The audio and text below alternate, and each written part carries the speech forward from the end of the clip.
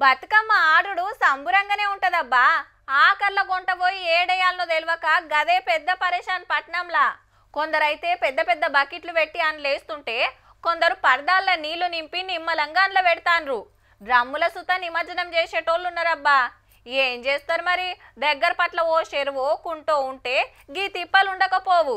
ఇక గా ఏరియా అక్కలకు గంగమ్మ దొరికినట్టే తీన్రి.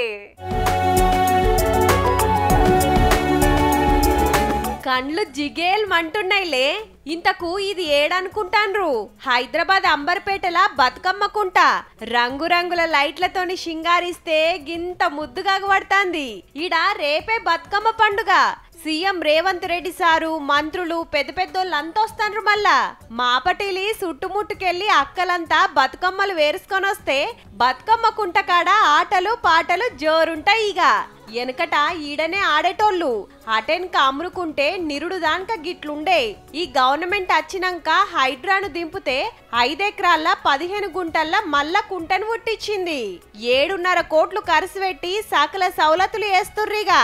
ఆన నీళ్ళు వస్తానికి, వరద బయటికెళ్ళి పోతానికి మంచి ఇకమతి చేసిర్రట. చుట్టూర నడుస్తానికి తొవ్వలు, పచ్చటి పార్కులు, పిల్లలు ఆడుకుంటానికి మైదానం, ఓపెన్ జిమ్ము, పారిగొడ తిప్పి పెద్ద గేట్ ఎక్కిచ్చిండ్రు. లోపటికి దిగి బతుకమ్మల నిడుస్తానికి మెట్లు కూడా కట్టిండ్రు మంచిగా.